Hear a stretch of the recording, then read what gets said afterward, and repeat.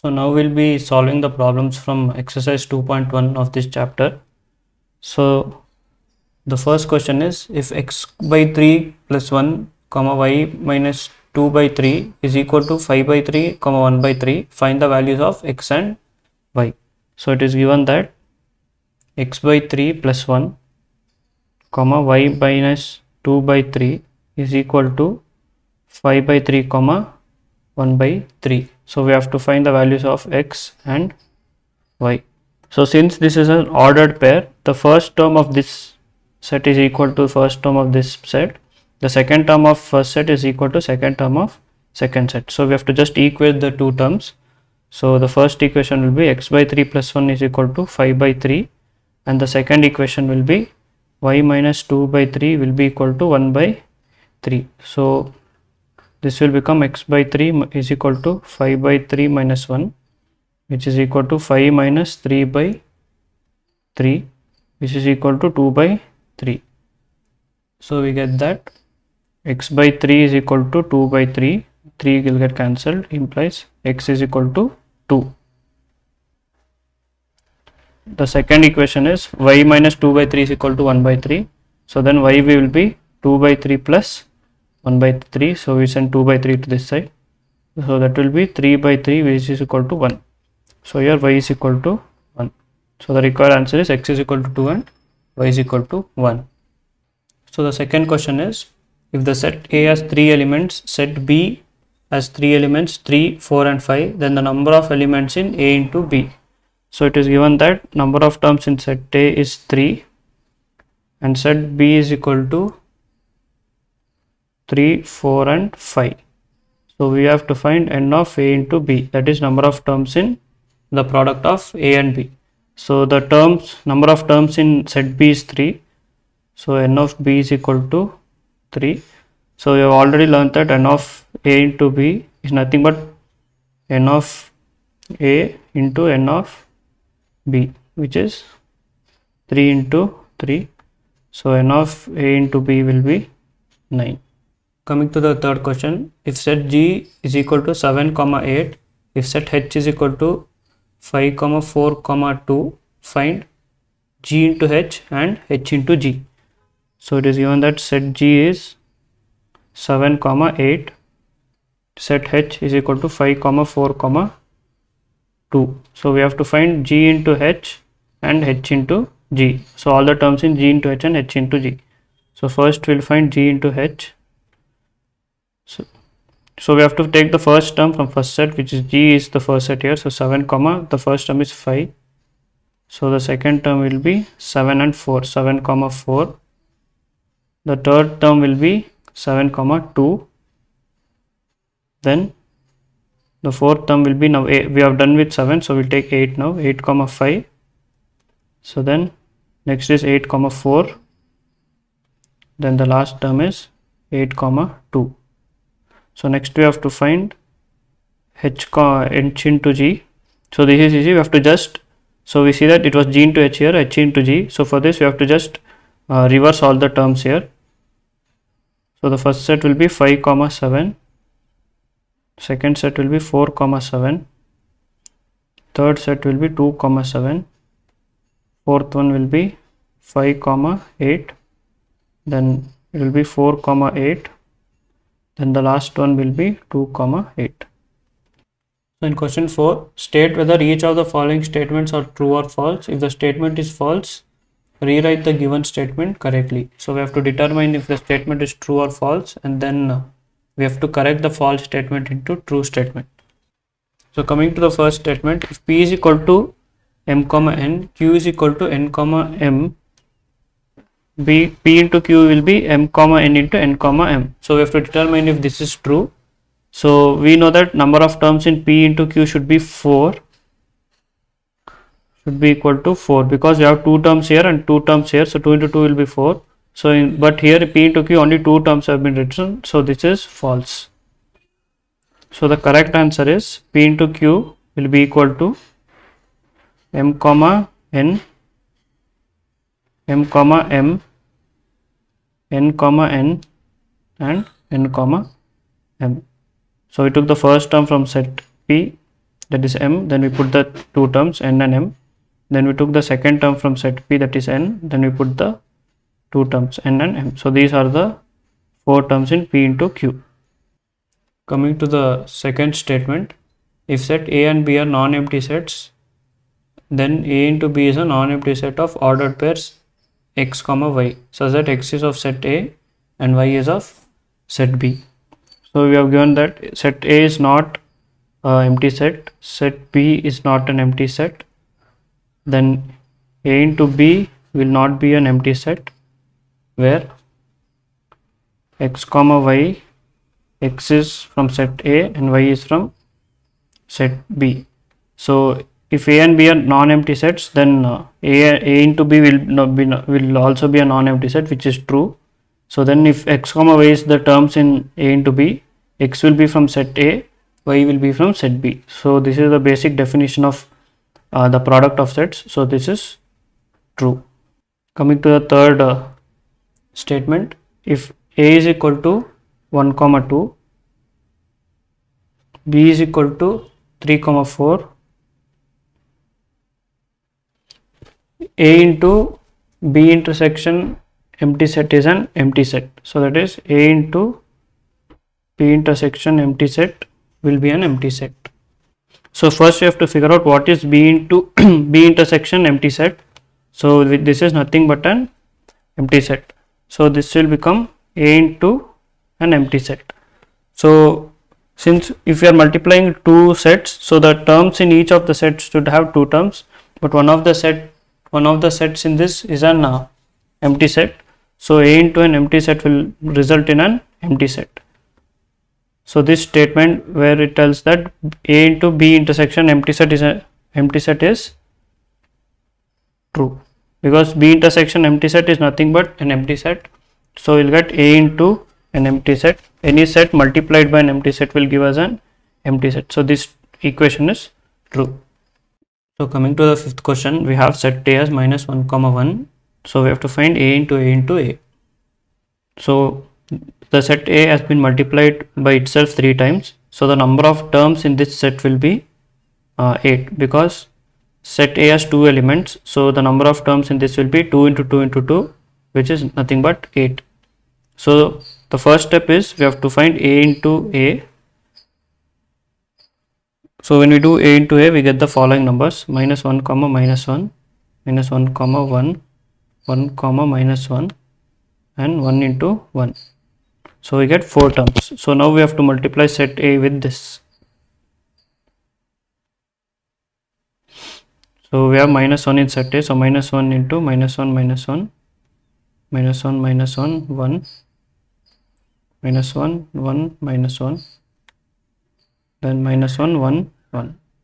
So next the second term is 1. So 1, and we have minus 1 minus 1. So we have 1. Now we have minus 1 plus 1. So 1. We have 1 and minus 1. And lastly plus 1, 1 plus 1 and plus 1. So we see that there are 8 terms in this. So this is the product we get once we multiply a into a into a. Coming to the sixth question, if a into b is equal to a comma x, a comma y, b comma x, b comma y, we have to find set a and set b. So we have been given that a into b is equal to a comma x, a comma y, b comma x, and b comma y. So we have to find the two sets a and b. So the set a will get by seeing all the first terms in the product. So the first term we have a in both and b. So the two terms for set a will be a comma b, and for set b we have to see the second terms in the product. So we have x, y, x and y. So the two terms will be x comma y. So these are the two sets which are being used to get the product. Coming to the seventh question, so let set a be equal to 1 comma 2, b equal to 1, 2, 3 and 4, c equal to 5 and 6, d equal to 5, 6, 7, 8. So we have to verify the following. So we have set a as 1 comma 2, set b as 1, 2, 3 and 4. Set C as 5, 6 and set D as 5, 6, 7 and 8.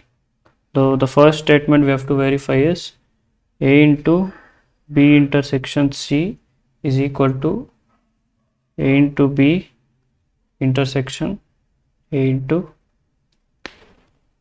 C. So first we have to find B intersection C.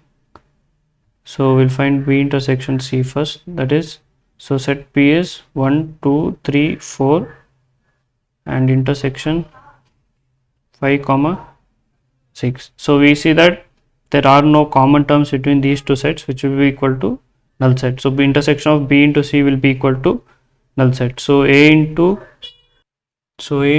B intersection C will become A into null set. So which is nothing but a null set. So now we have to find the right hand side. So we now solve the left hand side now. So right hand side.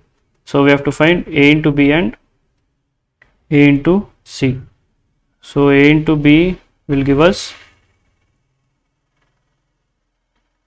1, 1, 1, 2, 1, 3, 1, 4, 2, 1, 2, 2, 2, 3 and 2, 4. Then A into C will give us 1, 5, 1, 6, 2, 5 and 2, 6. So now we have to find the intersection of these two, that is A into B intersection A into C. So once we inspect, we see that we do not have any similar terms here because we have 5 and 6 in this. We don't see any set with the number 5 or 6. So A into B intersection A into C will give us a null set because we don't have any common terms. So we previously saw that A into B intersection C gives us a null set. A into B intersection A into C gives us a null set. So the given equation A into B intersection C is equal to A into B intersection A into C is true. So coming to the second statement, we have to show that A into C is a subset of B into D. So to prove this, first we have to find A into C. So we have already found A into C in the previous question. That is 1 into 5, 1, 5, 1, 6, 2, 5 and 2, 6. So then we have to find B into D now. So B into D is nothing but 1, 5, 1, 6, 1, 7, 1, 8, 2, 5, 2, 6, 2, 7, 2, 8, 3, 5, 3, 6, 3, 7, 3, 8, 4, 5, 4, 6, 4, 7 and 4, 8. So this is B into D. So we see that 1, 5 is present in B into D. 1, 6 is also present in B into D. 2, 5 is present in B into D. 2, 6 is also present in B into D. So we see that all the terms of A into C are present in B into D. So we can tell that A into C is a subset of B into D. So this is also verified. So coming to the 8th question. So let's set A equal to 1, 2, set B equal to 3, 4. So when we write A into B, how many subsets will A into B have? So A into B is nothing but 1, 3, 1, 4, 2, 3, 2, 4. So these are the terms of A into B. So we see that there are 4 terms in A into B. That is n of A and B is 4. That is what number of terms in A into B is 4. So now we have to find number of subsets. So to find number of subset, we have to use the formula 2 power m, where m is equal to number of terms. This has been taught in the previous chapter sets. So number of subsets will be 2 power m, where 2 power 4, because number of terms in set is 4, which is equal to 16 subsets. So A into B will have 16 subsets. Coming to the ninth question, let A and B be two sets such that number of terms in set A is 3, number of terms in set B is 2. If x, 1, y, 2, z, 1 are part of A into B, find AB where x, y and z are distinct elements. So it is given that number of terms in set A is 3, number of terms in set B is 2, x, 1, y, 2 and z, 1. These are all elements of A into B. These are not the only terms in A to B. There are more terms. X, 1, y, 2 and z, 1 are 3 elements from A into B. So we have to find set A and set B. So they have also given that x, y and z are not equal. So x is not equal to y and not equal to z. These three are distinct. So we see that the first term is are all distinct, which is x, y and z. So set A must be x, y, z. So it is set A is x, y, z because the first terms have the letters x, y, z, and in the product we see that the first term is the first set being multiplied is set A. So the second set will be 1, 2 because we see that the second term in all the three sets is 1, 2 and 1. So 1 has repeated 2 times and the other term is 2. So since this is in the second place and the second set being multiplied is set B, so set B will be 1, 2. Coming to the final question of this exercise, if Cartesian product of A into A has 9 elements, among which are found -1, 0 and 0, 1, find the set A and remaining elements of A into A. So we have given that n of A into A is equal to 9, and few of the terms from A into A are -1, 0 and 0, 1. These are part of the product A into A. So we have to find set A and we have to also find the remaining elements in A into A. So the first question is how to find set A. So since we know that there are 9 terms in A into A, so number of terms in set A should be equal to 3, because only if there are 3 terms in set A, then we will get 3 into 3 as 9. So set A has 3 terms. So finding the terms in set A, so we see that the first in the two sets we see that the first term is -1 and 0. So -1 and 0 have to be a part of the set. So we found the 2 elements of this set. So there's only one more term remaining for the set to be complete. When we look into the second numbers, we see that we have +1 here, 0 has been repeated, we see that +1 is here. So the other term is +1. So A into A, the remaining terms will be -1, 1, 0, -1, 1, -1, 1, 0, -1, -1, 0, 0, 1, 1. So we have 1, 2, 3, 4, 5, 6, 7 terms here. So we already know 2 terms from here. So we totally have 9 terms, which are all the 9 terms of A into